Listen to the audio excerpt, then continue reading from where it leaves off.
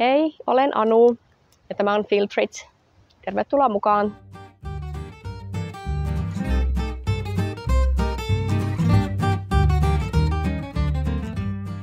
Tänään ajattelin puhua suomalaisesta nimipäiväperinteestä, joka on jopa yllättävän omaleimainen. Eli netistä kun tutkailin asiaa, niin maailmassa on 19 maata, joissa nimipäiviä vietetään tässä samassa mielessä kuin Suomessa, eli juhlitaan nimeä eikä esimerkiksi niin kuin pyhimystä. Ja kun miettii, että maailmassa on 195 itsenäistä tunnustettua valtiota, niin alle 10% siis tunnetaan tämmöinen nimipäivien juhliminen samanlaisessa mielessä kuin sitä Suomessa harrastetaan. No mistä tämä kaikki alkoi? Ja tyypillisesti nimipäivät pohjautuu kirkkokalenteriin, pyhimysten muistopäiviin, eli Suomessakin on pyhimysten muistopäiviä vietetty keskiajalta 1300-luvulta lähtien.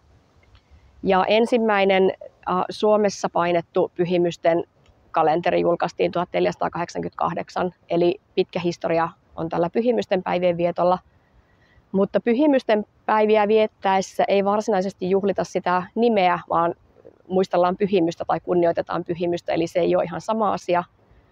Suomessa nimipäivien vietto tässä nykyisessä muodossaan alkoi kehittyä silloin 1500-luvulla, jolloin katolilaisuudesta luovuttiin tai Suomesta tuli protestanttinen maa, enimmäkseen evankelis-luterilainen.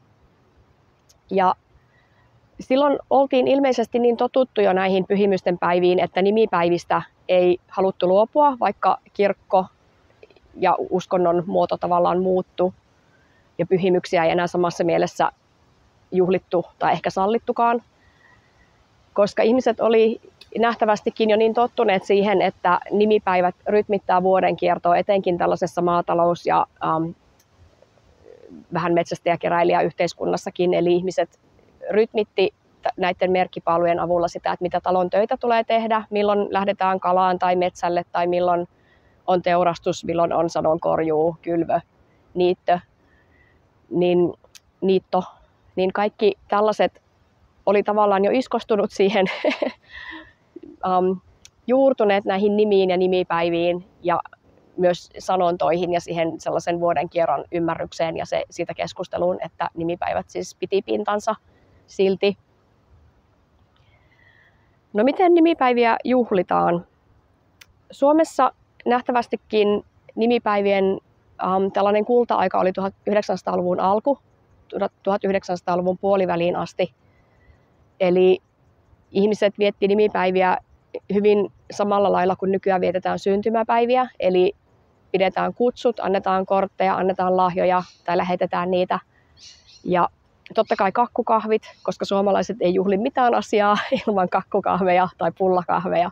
Ne totta kai kuuluu nimipäivien viettoon. Ja nykyään ehkä nimipäivien viettäminen ei ole niin suuri juttu, vaikka kylläkin ihan mielenkiinnosta laadin tällaisen pienen lyhyen kyselyn ulkosuomalaisille, että miten he viettävät nimipäiviä tai onko nimipäivät tuttuja vielä uudessa kulttuurissa tai uudessa maassa. Kyselyyn vastasi 40 ihmistä, eli se oli hyvin suppea, mutta kuitenkin tällainen pieni katsaus. Selkeä enemmistö vastasi, että lapsena he viettivät nimipäiviä ja juurikin näin, että saatiin kortteja, onnitteluja, lahjoja. Ehkä oli joku tämmöinen erikoisempi tekeminen sille päivälle, vaikkapa joku käynti jossain, vierailu eläintarhassa tai muu tämmöinen lapselle hauska juhla tekeminen. Mutta nykyään 3/4 näistä vastaajista niin ei enää vietä omia nimipäiviään, mutta kylläkin tunnistaa sen olemassaolon. Eli 90% vastaajista sanoo, että he edelleenkin tietää ja muistaa, milloin heidän oma nimipäivä on. Eli kyllä se on niin kuin iskostunut ja varmaan myös sitä kautta, kun muut kuitenkin sen muistaa edelleen ja onnittelee. Eli 3/4 vastaajasta myös kommentoi, että he onnittelee muita näiden nimipäivinä, eli tietää jonkun toisen henkilön nimipäivän. Eli vaikka on lähtenyt Suomesta, niin se nimipäiväkulttuuri, johon on kasvettu, niin sit edelleen jollain tasolla vielä elää mukana mielessä.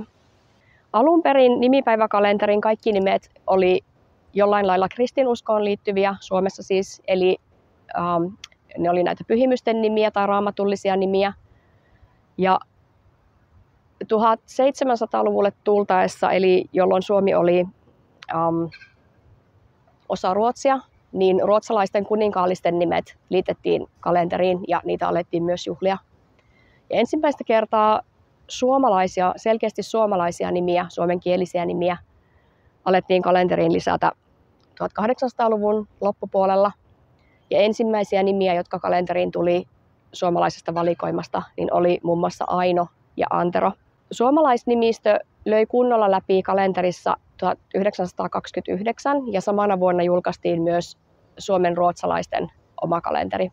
Usein ulkomailla asuessa tai tästä asiasta keskustellessa tulee esiin kysymys, että saako Suomessa antaa vain sellaisia nimiä, jotka on siinä nimipäiväkalenterissa.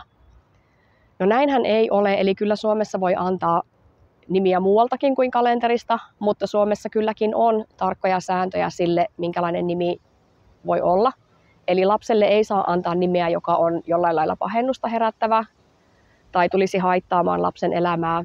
Ja tämän määrittelee nimitoimikunta, eli sitä harkitsee ihan oikeat muut ihmiset, eli sitä ei voi mistään niin kuin algoritmista katsoa, että mitkä sopii tai mitkä ei sovi.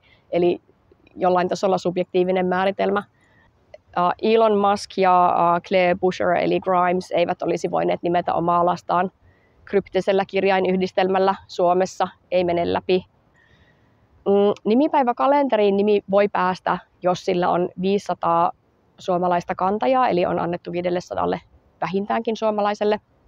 Ja nimiä kalenterissa silloin tällöin uusitaan, eli sitä niin kuin käydään läpi aika ajoin. Ja uusia nimiä siis saatetaan lisätä sen mukaan, että mitkä nousee suosioon. Suomessa monista muista maista poiketen, niin Suomessa myös juhlitaan yllättävän paljon erilaisia liputuspäiviä.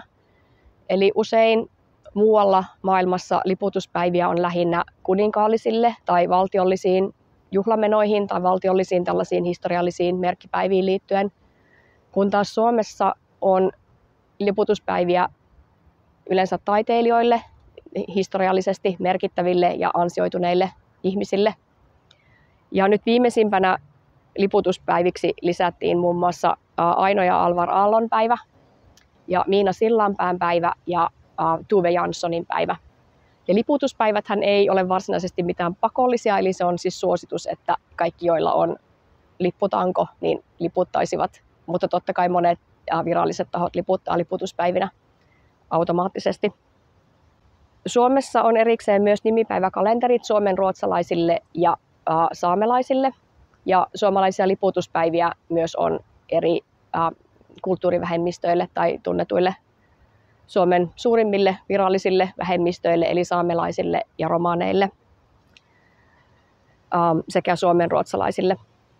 Lisää aineistoa tai lisää tietoja ja linkkejä ja triviaa nimipäivistä ja nimistä, suomalaisista nimistä myös löytyy videon lopusta listasta. Ja fun fact, eli Suomessahan on viralliset nimipäiväkalenterit myös koirille, kissoille ja hevosille. Eli todellakin rakastamme nimien juhlimista ja tekosyitä kakkukahveille. Kiitos.